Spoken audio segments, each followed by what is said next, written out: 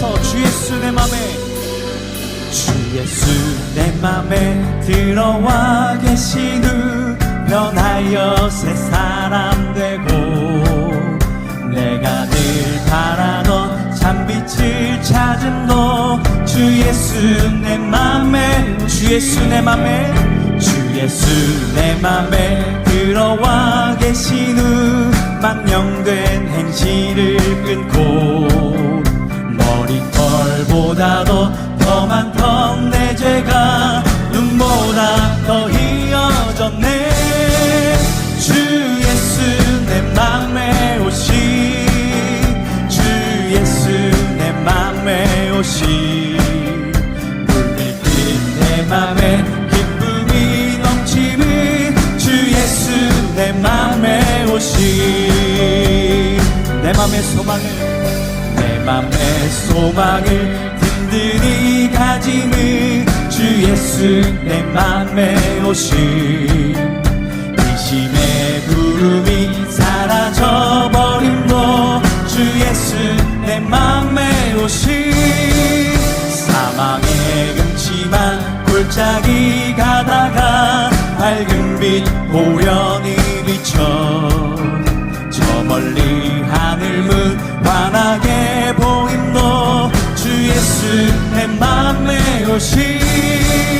주 예수 내 맘에 오, 주 예수 내 맘에, 주 예수 내 맘에 오시. 물밀듯 내 맘에, 물밀듯 내 맘에 기쁨이 넘치는 주 예수 내 맘에, 주 예수 내 맘에, 주 예수 내 맘에 오시. 주 예수 내 맘에 오시. 물밀듯 내 맘에 기쁨이, 주 예수 내 맘에, 주 예수 내 맘에 오시.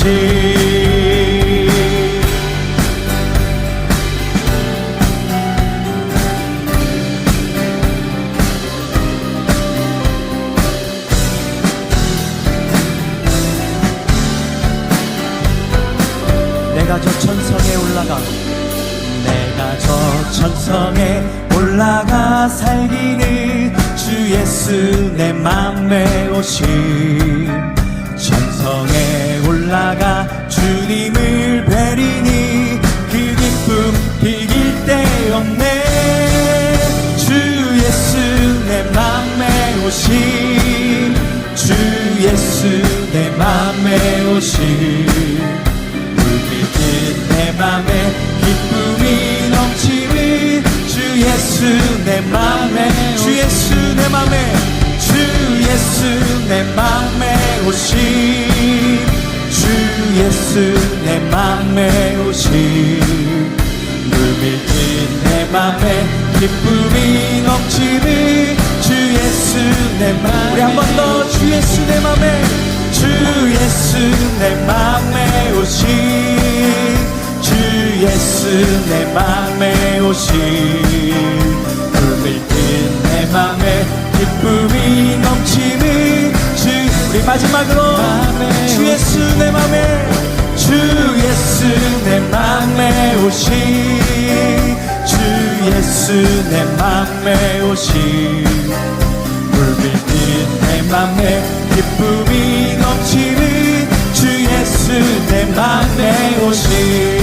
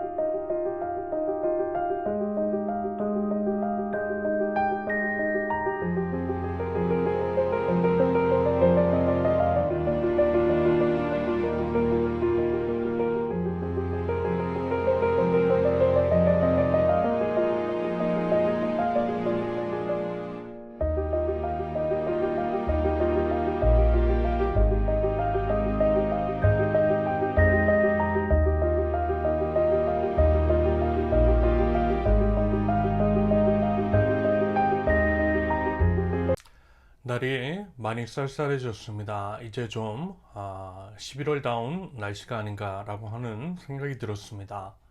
그러고 보니 지난 목요일이 입동이기도 했죠. 이제 가을이 아니라 겨울이고 겨울에는 겨울다운 것이 맞는 것이겠죠.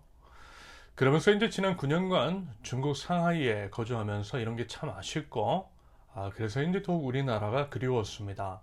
사계절이 있는 중국 대한민국, 뚜렷한 사계절을 통해 느낄 수 있는 다채로움의 아름다움이 있는 우리나라가 참 그립더라고요.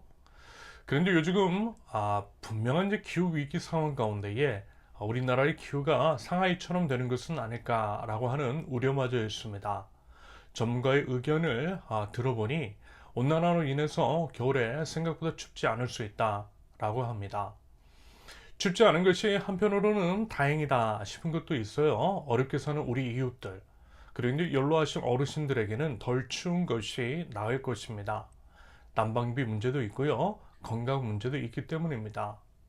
이런 것만을 생각한다면 덜 추운 것이 낫지만 전 지구적인 시각 그리고 미래의 관점에서 생각해보면 결코 그럴 수만은 없습니다.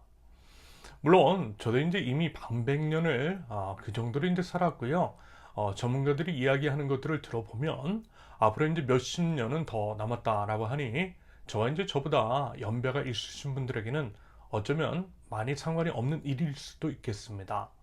하지만요, 우리가 인간으로서 바른 자세는 이런 거잖아요.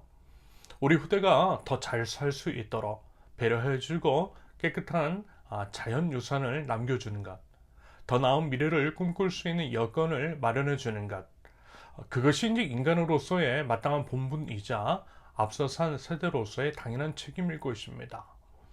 아울러 우리가 이제 살고 있는 지구는 하나님의 것이잖아요. 다만 하나님께서 이 지구를 우리에게 잠시 맡겨주신 것뿐이니 청지기로서 소중히 여기고 아름답게 보존을 하는 것, 일그러진 지구를 회복시키는 것은 우리 믿는 자의 마땅한 의무이고 믿음의 증거일 수 있습니다. 우리의 것이 아니라 하나님의 것이라는 믿음이 있다면 지구를 아낌으로써 그 믿음을 증명할 필요가 있다라는 거죠. 여러분, 하나님 나라는요, 죽어서만 가는 것이 아니라 지금 여기에서 경험하는 것입니다. 예수님은 이미 이 땅에 하나님의 나라가 임했다라고 하셨어요. 그 말씀의 의미는 우리가 예수 그리스도를 믿어 하나님 나라 백성답게 삶으로써 하나님의 나라를 지금 이곳에서 우리 이제 자신과 이웃들이 경험할 수 있도록 해야 한다라는 것이겠죠.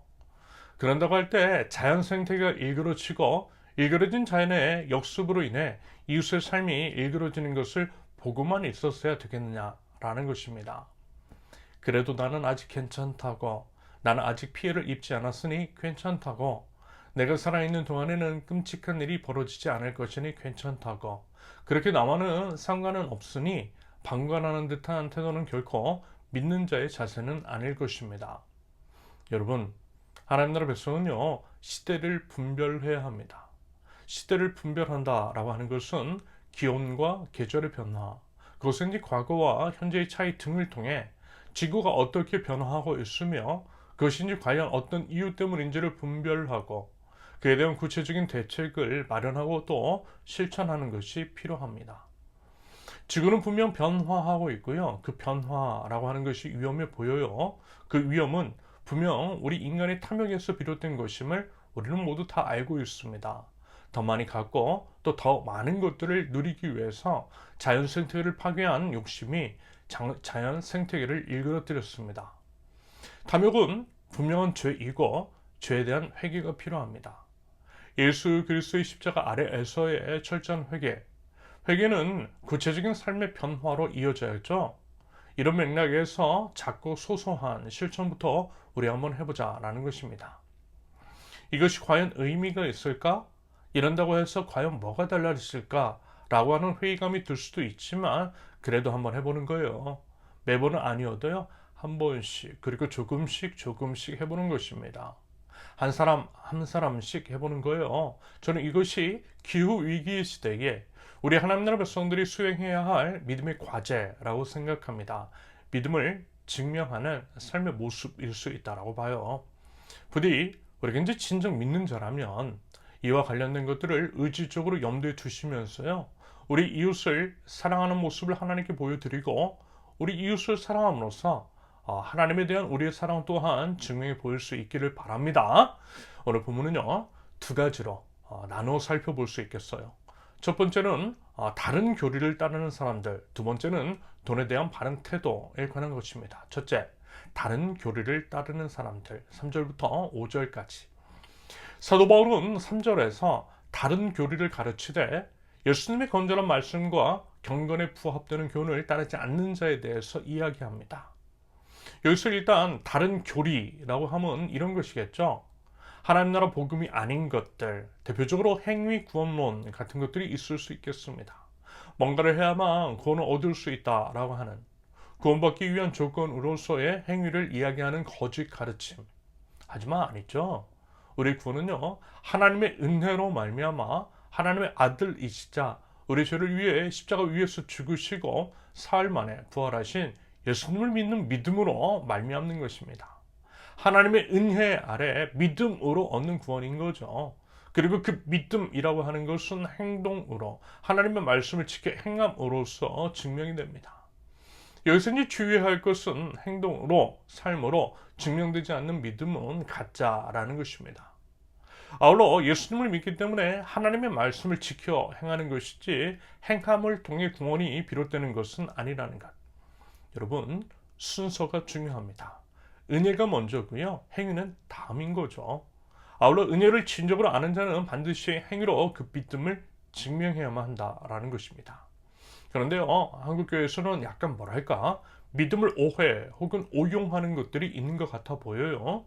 소위 이제 과거 가톨릭 교회의 타락, 면죄부 판매, 그들의 이제 탐욕을 충족시키기 위한 성도들의 헌신을, 교인들의 헌금을 강요했던 것들에 반발을 하여 오직 믿음으로 구원을 받는다라고 강조했던 종교개혁자 마르틴 루터.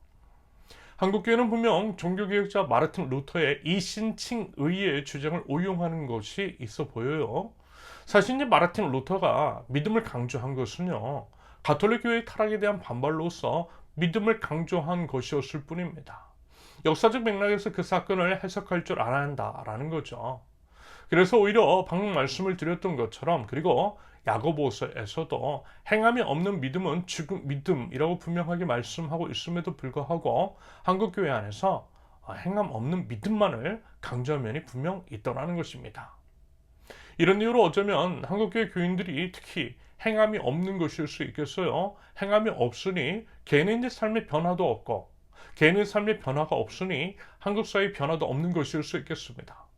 본인들이 말하는 믿음과 삶이 따로 노는 이유일 수 있고요. 그래서 이제 한국 사회 안에 개신교인의 수가 분명 적지 않음에도 불구하고 그에 비해서 유의미한 변화는 일어나지 않는 까닭일 수 있겠습니다. 이것은요, 실제 이제 제가 경험한 일인데요. 믿음의 이제 증거로서 행함을 이야기하고 믿는 자로서 마땅한 이제 삶의 실천이 있어야 한다라고 설교를 한 적이 있었는데요. 설교 후에 담임 목사가 저를 불러서 나무란 적이 있습니다. 저는 이제 그분의 말씀이 납득이 되지 않았는데요. 아무튼 이제 그분은 행함을 폄훼하고 제가 마치 믿음을 잘못 가르친 것처럼 이야기했습니다. 나중에서요, 왜 그랬는지 알았어요. 물론 이제 그럴 수도 있고 아닐 수도 있지만 본인에게 있어서 행함이 없기 때문인 것 같았습니다. 본인이 말쟁이였기 때문이었죠. 그리고 이제 사실 믿음만을 이야기하면 인생 사는 것이 상대적으로 쉽기 때문인 것도 분명 있는 것 같습니다. 말보다요, 행함이 어렵다라는 거예요. 이런 식으로 말로는 믿음을 이야기하고 은혜를 말하지만 행함은 따르지 않는 종교적인 위선과 기만. 여러분 제발요, 하나님 나라 복음에 대해서, 은혜에 의한 구원에 대해서, 구원을 얻는 믿음에 대해서, 하나님의 은혜에 대해서 제대로 아시고요, 또 반응하실 수 있기를 바랍니다. 행함이 아니라 믿음으로 구원을 받지만 구원을 받은 사람, 구원의 그 깊은 의미를 아는 사람이라면 응당 말씀을 따라 행할 수밖에 없더라는 것. 행함으로, 삶으로 증명하는 믿음이야말로 진정한 믿음이고 믿는 자의 모습임을 여러분 꼭 기억하실 수 있기를 바랍니다. 아무튼 이제 에베소 교회에서는 방금 말씀을 드린 것과는 달리 과거 이제 유대 율법주의에서 벗어나지를 못하고 은혜의 복음을 모르는 자들이 여전히 뭔가를 해야만, 다시 말해서 율법을 지켜야만 구원을 얻는다라고 하는 식으로 말했던 것 같습니다. 이처럼 말로만 믿는다라고 하면서 행함이 따르지 않는 것도 문제이지만 행함으로 구원을 얻는다라고 하는 식으로 하는 것도 거짓 가르침이고요. 초대교회 안에 그와 같은 자들이 상당했던 것으로 여겨집니다. 아울러 이분법적인 사고를 가진 자들도 많았어요. 영은 선하고 육은 악하다라고 하는 식으로 이야기하는 사람들, 성과 속을 나누는 자들. 하지만 그렇지 않죠. 하나님 안에서는 선하지 않은 것이 없어요. 오히려 진리는 우리를 자유롭게 합니다. 여러분, 복음을요 제대로 아실 수 있기를 바랍니다. 복음은요 하나님으로부터 말미암는 은혜의 복음을 알려면요 일단 무엇보다 먼저 하나님이 어떤 분이신지를 알아야 합니다. 그런다고 할 때 여러분, 선악과를 한번 생각해 볼까요? 하나님은 분명 이러셨습니다. 선악과를 세워두시고 우리에게 또한 자유의지를 주셨어요. 자유의지를 주시면 우리가 이제 죄를 저지를 가능성이 생기고요. 그래서 위험할 수도 있는 부분입니다. 차라리 우리에게 자유의지를 주지 않는 것이 오히려 속 편하실 수 있어요. 하지만 하나님은 그 위험성을 감수하시고 우리에게 자유의지를 주셨잖아요. 실패할 수 있는 권리까지는 빼앗지 않으셨다라는 것입니다. 여러분, 이것이 바로 사랑인 거죠. 하나님의 놀라운 사랑입니다. 하지만 안타깝게도 하나님의 그러한 기대를 저버리고 인간은 자유의지 오용으로 인해 선악과를 따먹었어요. 그럼에도 하나님은 어떻게 하셨어요? 우리에겐 자유의지를 주신 것에 대해 후회는 하지 않으셨습니다. 아프시고 슬퍼하셨지만 후회는 없으셨어요. 그저 사랑하셨어요. 그리고 다만 우리가 이제 저지른 죄의 대가를 치르시기 위해 스스로 십자가 위로 올라가셨습니다. 이분이 바로 우리 아버지 하나님이시고 이것이 바로 하나님 나라 복음인 거죠. 이와 같은 복음을 안다면 당연히 이와 같은 원리 적용이 우리에게 필요할 것입니다. 복음적인 삶을 살아야 한다라는 거예요. 예를 들어 너는 어차피 죄를 저지를 거야. 그러니 너의 자유를 박탈할 거야 라고 하는 것이 아니라 네가 죄를 저지를 수 있지만 그럼에도 나는 너를 믿어 라고 하는 메시지를 전하는 거죠. 그리고 이제 설령 그 사람이 넘어졌을 때 우리가 이제 대신 책임을 져주는 것입니다. 자녀가 사고 쳤을 때 부모가 책임을 지고 사고 처리를 해주는 것처럼 말입니다. 이것이 아버지 하나님을 아는 자, 하나님 나라 복음을 경험한 자들이 가져야 할 마땅한 태도인 거죠. 여러분, 이와 같은 하나님 나라 복음의 원리를 차별금지법 같은 것에 대해서도 한번 적용해 보실 수 있기를 바랍니다. 그랬을 때 우리는 과연 어떤 스탠스를 취하는 것이 맞는 것인지 선악과와 자유의지라고 하는 관점을 한번 생각해 보시기 바랍니다. 이외에 여러 이제 부분에 있어서도 복음에 따른 삶의 응용 및 적용을 해보실 수 있기를 바랍니다. 아무튼 율법주의라든지 이원론적인 가르침은 앞선 본문에서도 다른 가르침으로 예시가 되어 있는 일들, 사도 바울이 디모데에게 조언을 하고 있는 대상인 에베소 교회 안에 벌어지고 있는 일일 것 같고요. 역시 이제 우리도 이런 부분들을 인지하고 또 이러한 것들을 배격하고 물리쳐야만 할 것입니다. 그러기 위해서 우리에게 이제 필요한 것은 복음을 제대로 하는 것이겠죠. 여러분, 무엇보다 복음을 제대로 알아야만 합니다. 여러분, 아마 이와 같은 이야기를 들어보셨을 것입니다. 위조된 것들, 가짜를 감별하려면 진짜를 제대로 알면 된다라고 말입니다. 진짜만 제대로 알면 여러분 거기에서 조금만 벗어난 것은 그것이 뭐가 됐든 그것이 어떤 부분이든 아주 약간만이라 할지라도 그거 다 가짜겠죠. 그래서 이제 가짜를 알려고 하기보다는 진짜를 제대로 알면 돼요. 마찬가지로 우리에게 정말 필요한 것은 진짜 복음을 제대로 아는 것입니다. 그런 의미에서 저는 여러분들에게 복음을 제대로 아실 수 있기를 기대합니다. 먼저 이제 제가 진짜 하나님 나라 복음을 말씀드리기 위해서 부단히 노력할 거예요. 아울러 손바닥도 마주쳐야 소리가 나는 법, 여러분들도요 함께 노력해 주셔야만 합니다. 그래야만 바른 복음 위에 우리가 이제 제대로 설 수 있고요. 그것을 통해서 우리 자신과 우리 세우는 교회 공동체를 건강하고 안전하게 지킬 수 있을 것입니다. 사도 바울이 말하고 있는 다른 교리를 가르치는 자, 그 사람인지 예수님의 말씀과 경건에 부합되는지 되는 그 교훈, 보통 성경에서 경건이라 하면 이런 게 있어요. 야고보서 1장 27절, 하나님 아버지께서 보시기에 깨끗하고 흠이 없는 경건은 뭐예요? 고난을 겪고 있는 고아들과 과부들을 돌보아주며 자기를 지켜서 세속에 물들지 않게 하는 것입니다.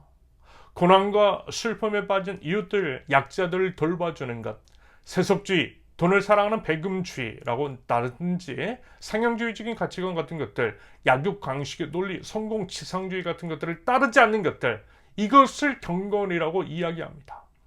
보통 이제 사람들이 생각을 할 때 경건하다라고, 경건의 모습이라고 한다면 예배에 이제 열심히 참석을 하고 기도하고 큰 성경책을 가지고 다니는 것들을 떠올리는 경우도 있는데요. 물론 이제 그런 것들이 경건하지 않다라고 하는 것은 아니지만 대체로 이웃사랑을 향해 있는 것이 하나님께서 말씀하시는 경건의 모습임을 여러분 이제 기억하시면 좋겠습니다. 여러분, 하나님의 말씀, 하나님 나라 복음은요 결코 피상적이거나 관념적이지 않아요. 우리 이제 구체적이고 실천적이며 그것은 나를 넘어 이웃을 향해 있습니다. 이웃을 살리는 것, 그것을 통해 이웃사랑을 통해 하나님의 사랑을 증명하는 거죠. 그것의 최절정이 십자가잖아요. 예수님의 십자가. 말로만이 아니라 직접 십자가 위에 올라가셔서 찢으신 살과 흘리신 피. 이것이 우리의 신앙이고 이와 같은 우리의 구체적인 삶에 있을 때에 하나님의 나라를 우리 모두가 구체적으로 경험할 수 있게 됩니다.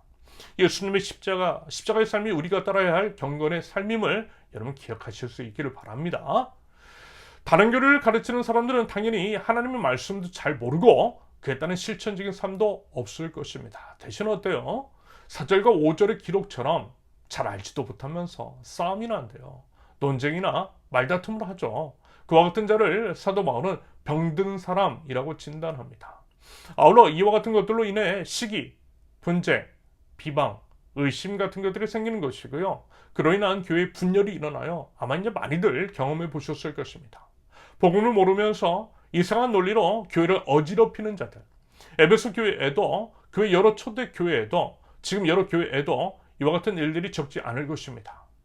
한편 5절에서 경건을 이득의 수단으로 생각하는 사람, 아마 이런 게 있을 거예요. 보통 이제 교회 안에서 어떤 사업을 한다라고 할 때 결국 이제 돈이 들죠. 이웃을 돕는 경건이든 교회 건축이든 교회 모든 것들이 돈이 들어요. 그때 사람 욕심이 생겨요. 리베이트라고 하죠. 세상에는 이해충돌 방지법이라도 있지만 교회 안에는 그런 것들이 없으니 자신들에게 이익이 가는 쪽으로 나랑 친한 사업자들에게 일감을 몰아주는 것들이 있어요. 교회 건축을 할 때는 건축을 하는 사람들이 서로 그것을 따내기 위해서 알력 다툼을 하는 경우도 적지가 않습니다. 말하자면 이런 게 있을 수 있음을 경계하라는 것이고요. 그래서라도 무엇보다 복음이 무엇인지를 제대로 알고 복음으로 제대로 변화된 사람이 필요하다라고 하는 의미일 것입니다.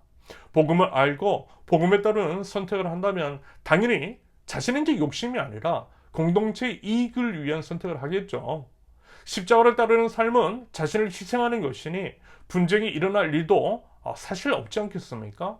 십자가 위에 서로 올라가겠다라고 서로 죽겠다라고 하는 사람끼리는 여러분 싸움 안 나요. 오히려 싸움은 어때요? 자기 욕심을 챙기는 사람끼리, 알력 다툼은 서로 이제 십자가 위로 안 올라가야겠다라고 고집 피우는 사람들끼리 생기는 법입니다. 십자가 위에서 자기 욕심을 죽인 사람들끼리는 싸움도 알력 다툼도 일어나지 않아요. 결국 십자가가 답이고 복음이 해결책이라는 것입니다. 그러므로 반복되어 말씀을 드리지만 바른 가르침, 하나님 나라 복음이 답이라는 것이고요. 십자가 원리에 따라 움직이는 것이 맞는 것이겠습니다. 그러므로 복음을 제대로 그리고 힘써 아는 우리 세우는교회 모든 성도님들 되실 수 있기를 바랍니다. 둘째, 돈에 대한 태도 6절부터 10절까지. 이 구절에서는 우리가 이제 성도로서 가져야 할 바람직한 물질관이 무엇인지를 말씀합니다. 먼저 돈에 관한 이야기를 함에 있어서 우리가 이제 기억해야 할 것은 돈은요 가치 중립적이라는 것입니다. 돈 자체가 선하거나 악한 것은 아니죠. 우리 이제 하나님께서 창조하신 것 중에 선하지 않은 것은 하나도 없잖아요. 다만 그것은 이제 사용하는 사람의 마음 탐욕이 문제입니다. 그 마음을 다스리는 것이 중요합니다. 여러분 이 말씀 잠언 4장 23절 그 무엇보다도 너는 네 마음을 지켜라. 그 마음이 바로 생명의 근원이기 때문이다. 여러분 마음을 잘 지켜야 합니다. 어떤 마음을 먹느냐에 따라서 생명의 길이냐 사망의 길이냐로 나뉘어질 수 있어요. 탐욕, 탐심은 사망의 길로, 예수 그리스도의 마음을 품고 성령을 쫓아 행하는 삶은 생명의 길로 인도합니다. 돈에 대한 태도, 돈의 이제 사용에 있어서도 그렇다라는 거죠. 다시 말해서 돈 자체가 아니라 돈에 대한 우리 마음, 우리의 태도가 중요하다라는 것이고요. 우리의 돈에 대한 마음과 태도를 잘 다뤄야만 합니다. 잘 다룬다라고 하는 것은 십자가 위에 그것도 매달아야 한다라는 것이고요. 예수님의 뜻에 따라 바람직한 돈의 사용이 필요하다라는 의미입니다. 그러면서 이렇게 조언을 하고 있어요. 자족하는 마음에 대해서요. 스스로 만족할 줄 알아야 한다라는 것입니다. 모든 상황 속에서 있으면 있는 대로, 없으면 없는 대로 남들과 비교하지 말고. 사실 이게 참 어렵긴 해요. 남들과 비교하는 것. 남이 가진 것을 기준을 삼아서 우리 자신은 없는 것을 초라하게 여기고 불평과 불만을 갖는 것. 여러분 저라고 이런 게 없겠습니까? 누구나 다 크건 작건 그게 이제 무엇이건 있어요. 그것 때문에 마음이 힘든 거 사실입니다. 그래서 이제 마음을 잘 다스려야 하는 것 같고요. 그렇기 때문에 SNS를 자제하는 것도 필요하다라는 생각입니다. 보니까요. SNS에 올라오는 사진들, 남들이 이제 소유한 것들 때문에 마음이 흔들리는 게 뭐 있더라고요. 저 사람은 저렇게 넓은 집에 살고 저렇게 이제 좋은 차를 몰고 먹고 싶은 대로 다 먹는데 도대체 나는 뭐지? 라고 하는 생각들. 스스로 이제 초라하게 여기는 것들. 이런 게 모든 것들이 사단마귀의 계략이고 지금 이 시대의 SNS는 사단마귀가 우리를 유혹하는 가장 효과적인 도구라고 생각합니다. 그래서요, 지금의 이제 영적 싸움은 SNS에서 우리의 마음을 지키는 것, 그 유혹, 비교 의식 같은 것들을 느끼지 않는 것일 수 있겠습니다. 그러기 위해서는요, 여러분, 피할 필요가 있어요. 안 볼 수 있으면요, 안 보는 게 좋더라고요. 마치 요셉이 보디발의 아내의 유혹에 넘어가지 않기 위해서 냅다 도망쳤던 것처럼 SNS나 미디어를 끊는 것 혹은 금식하는 것도 필요합니다. SNS를 지혜롭게 사용하거나 마음이 흔들릴 자신이 없으면요, 피하는 것이 상책이라는 것입니다. 물론 우리도 간만에 누리는 것들을 자랑하고 싶은 것들, 인스타에 올리고 싶은 것도 있겠지만 아주 조금은 자제하는 것도 괜찮지 않나 싶은 거죠. 과시성, 소비, 지출과 관련된 사진으로 보일 수 있는 것들은 자제하는 것이 지금 이 시대를 살아가는 성도의 자세일 수 있다고 봅니다. 한편 사도 바울은 자족의 이유로서 이런 얘기를 하죠. 7절에 길어 공술의 공수거라는 거죠. 아무것도 가지고 태어나지 않았고 갈 때도 그 어느 것 가져갈 수 없다라는 것입니다. 그러므로 그 소유하는 것들, 그 집착하는 것들이 대체 무슨 소용이겠느냐라는 것입니다. 죽으면 끝이 나는데 우리 언제 갑작스레 죽을지도 모르는데 갑자기 배가 바다에 빠지고 지어다가 살고 있는 집이 침수가 되고 길거리에서 언제 어떻게 죽을지도 모르는데 말입니다. 태어난 것은 순서가 있어도 죽는 것은 순서가 없어요. 우리가 아무리 조심을 하고 법을 준수해도 남이 그렇지 않으면 언제든 죽을 수밖에 없는 연약하고 불안한 운명입니다. 물론요, 그렇다고 해서 회의론자, 비관론자가 되라는 것은 아니죠. 대신 그보다 더 중요한 것이 무엇인가를 생각해 보자라는 것입니다. 소유가 아닌 존재에 대해서 관심을 쏟으라는 의미입니다. 소유가 아닌 존재에 관심을 쏟는 것, 이것이 신앙인의 바른 자세인 거죠. 그래서 영원히 있음을 믿는 자로서 영원한 것을 위해 영원하지 않은 것들을 포기할 줄 아는 결기, 그 믿음을, 그런 믿음의 삶을 보이라는 것입니다. 그것이 바로 성도로서의 마땅한 자세입니다. 이런 맥락에서 특히 한국 사회 안에서는 부동산 문제를 이제 생각해 보면 좋겠습니다. 부동산에 대해서 과한 욕심을 갖는 것, 이것이 과연 성도로서 온당한 것인지, 특히 부동산의 경우 인간의 기본권인 주거권과 관련된 것으로서 거주가 아닌 투기의 목적으로 하는 것은 분명 문제가 있다라고 봅니다. 여러분, 이와 관련해서 8절을 한번 보세요. 먹을 것과 입을 것이 있으면 만족해야 한다라고 하는 이 말씀. 먼저요, 과거 이제 유대사회 같은 경우에는요, 비단 이제 유대사회가 아니라 할지라도 지금처럼 우리나라처럼 부동산 투기는 없었을 것입니다. 다들요, 살 집은 있었어요. 특히 이제 유대사회는 토지를 하나님의 것으로 해서 이제 전매를 금지했죠. 주거 공간은 인간의 이제 기본권이고 인간의 기본권을 보장해 주는 거죠. 그래서 이제 굳이 살 집은 언급하지 않았을 수도 있다라고 봅니다. 아무튼 이제 먹을 것과 입을 것이 있으면 만족하래요. 그 정도면 되는 거 아니냐고. 그러니 그 이상의 욕심은 부리지 말라고 자족하라고 그렇게 권면합니다. 그런데요, 저는 이 말씀을 한번 바꾸어서 한번 생각해 봤어요. 먹을 것과 입을 것이 없는 사람들, 주거가 안정되지 않는 사람들이 분명 우리 사회 안에 있거든요. 그렇다고 한다면 여러분 이들은 만족할 수 없겠죠. 인간의 기본적인 권리가 보장되어 있지 않기 때문입니다. 기본과 관련된 욕구는요, 여러분 과한 욕심이라 할 수 없을 것입니다. 그러므로 여기서 이 말씀이 우리 교회 공동체의 사명, 즉 우리가 하나님께서 우리에게 주신 돈, 물질을 어떻게 사용해야 할지에 대해서 말씀해 주시는 본문으로 해석할 수 있다라고 생각합니다. 말하자면요, 이 정도는 지켜줘야 한다라는 것이겠죠. 먹고는 살게 해주고 입을 것은 마련해 주라는 주거권도 마찬가지라고 생각합니다. 물론 대한민국 경제 사회 안에서 정말 쉽지 않은 그런 부분이지만 이 부분도 생각해 보라는 말씀일 것 같아요. 그래야만 8절의 말씀이 유효한 거예요. 먹을 것이 없고 입을 것이 없고 주거가 불안정하니 만족을 못하는 저와 여러분, 그리고 우리의 이웃이 있을 수 있다는 것입니다. 다시 말해서 이 정도 있으면 만족하라 라고 하는 말을 하려면 여러분 아무리 못해도 이 정도는 챙겨줘야 한다라는 의미가 아닐까요? 이것이 하나님 나라 백성의 사명이고 하나님 나라에서는 기본적으로 이루어져야 한다라는 것입니다. 이와 관련해서 2022년 여름 제가 이제 귀국을 했던 해 신림동 반지하에 이제 살던 모녀가 참 침수로 인해서 사망하셨죠. 그때 들었던 생각입니다. 집값이 이제 너무 비싸기 때문에 물론 이제 설령 집은 못 얻어준다 해도 이런 것들은 할 수 있을 것 같아요. 월세라고 한다면 반지하에서 지상으로 올라올 때 드는 월세의 차액만큼은 이제 교회 공동체가 책임져 줄 수 있지 않을까라고 하는 생각을 해봤습니다. 그 외에 이 맥을 같이 하는 일들을 다양한 상상을 통해서 실천해 보자라는 거죠. 생명 없는 그런 것들에 이제 돈 쏟지 말고요. 생명 살리는 일들에 돈을 흘려보내자라는 것입니다. 그러고 나서야 성도들에게, 우리 이웃들에게 돈에 얽매이지 말라고, 자족하는 삶을 살라고 권면하는 것이 맞지 않겠느냐 싶은 거죠. 인간으로서 누려야 할 기본적인 권리도 못 누리는 사람들에게 자족하라고 하는 말은요, 여러분 오히려 잔인한 폭력일 수 있습니다. 여러분 그랬어요? 우리 정말 그런 것들을 해봐요. 아직은 우리 선원교회가 미약하고 이진들 시작하는 단계에 있지만 그 하나님의 나라에 대한 꿈을 품고서요, 서로를 살리고 서로를 세우는 일들을 해나가 보면 좋겠습니다. 그것이 교회이고 성도의 모습이며 하나님의 나라인 거죠.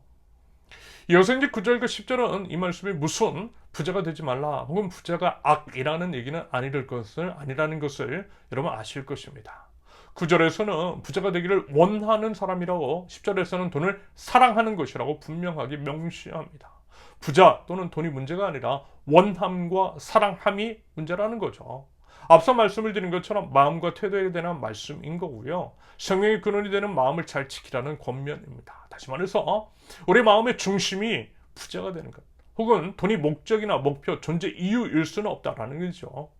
그렇게 되면요, 결국 그것들이 파멸과 멸망으로 이제 우리를 몰고 가고 믿음을 잃게 하기도 하면서 많은 고통을 겪게 되더라는 것입니다. 아마 이제 이렇게 된 사례들은 여러분 주변에서 영화나 이제 드라마에서도 보셨을 것입니다. 하지만 사람의 마음이 또 그래요. 안 그러는 사람도 있다고. 그러나 그러니 이제 보통 이제 돈이나 돈이나 실컷 있어봤으면 좋겠다라고 하는 그런 생각 드는 경우 있죠. 여러분 저라도 왜 그런 마음 없겠어요. 돈 때문에 어려움을 겪으면 더더욱 이제 그런 생각들, 그런 아쉬움이 있기 마련입니다. 그래서요, 우리 힘으로는 이게 제어가 안 되는 것 같아요. 특히나 물질사회, 소비사회를 살아가는 우리들, 보이는 것에 이제 마음을 뺏기고 비교의식과 상대적인 박탈감에 마음이 흔들리는 우리 연약한 우리들입니다. 그래서요, 그런 우리들을 지켜달라고, 우리 마음을 붙들어 달라고, 영원을 바라보게 해달라고 기도로서 하나님께 도움을 구하는 것이 절실히 필요합니다. 매일 매 순간 하나님 앞에, 십자가 앞에 엎드려야 하는 까닭인 거죠. 매일의 경건생활, 말씀과 기도로 하루를 시작하는 것이 중요한 까닭입니다. 그리고 이런 이유로 어울리는 사람들 있잖아요. 공동체 또한 중요한 것 같습니다. 앞서 이제 보는 것에 현혹이 든다라고 그랬고요. 그래서 이제 SNS를 제어하자라고 말씀을 드렸는데요. 만나는 사람도 가릴 필요가 있다라고 봅니다. 믿음으로 굳게 선 공동체가 중요해요. 하나님을 나누는 공동체, 영혼을 소망하는 공동체, 영혼을 위해 영원하지 않은 것을 기꺼이 포기하고 소유 대신 존재에 더 마음을 쓰는 공동체, 건물이 아니라 사람에게 관심이 있는 공동체, 그런 공동체 안에서의 나눔. 그러면요, 우리 마음을 조금은 더 붙잡을 수 있을 것입니다. 혼자서는 어렵지만요, 함께라면 가능해요. 서로를 위해서 기도할 때 서로를 또한 지켜줄 수 있으리라 기대합니다. 우리 부디어 그런 공동체를 만들어 나갈 수 있기를 바랍니다. 마지막으로 다음 주 이제 추수 감사주일 교제 모임과 관련해서도 이와 같은 맥락에서의 적용이 있으면 좋겠어요. 다른 무엇보다도 함께 이제 말씀과 음식과 마음을 나눌 수 있는 우리 세우는 교회 공동체가 있음에 감사할 줄 아는, 그리고 이제 앞으로의 우리 사귐을 더욱더 기대할 줄 아는 그런 감사의 자리로, 자족의 자리로 만들어가면 좋겠습니다. 서로에게, 그리고 우리가 준비한 혹은 주어진 것이 무엇이든 그 모든 것들로 만족하고 감사할 줄 아는 우리의 교제, 우리의 공동체, 우리의 마음가짐일 수 있기를 예수님의 이름으로 축원합니다. 함께 기도합니다. 저희를 주에서 구원해 주신 아버지 하나님께 감사와 찬양과 영광을 올려드립니다. 오직 우리 주 예수 그리스도를 의지하여 거룩한 삶을 살아가고 하나님께서 받으실 만한 경건한 삶의 예배를 올려드리는 하나님 나라 백성들 저희에게 없어서, 하나님의 말씀 바른 진리의 터 위에 신앙을 굳게 세우는 저희가 되게 하시며, 저희가 믿는 믿음이 무엇인지, 하나님 나라 복음이 무엇인지를 분명하고 명확하게 알아 일상의 삶 속에서 아름다운 하나님의 나라를 세워나갈 줄 아는 주님의 백성들, 세우는 교회 공동체 되게 하옵소서. 하나님, 저희들 마음을 잘 다스리길 원합니다.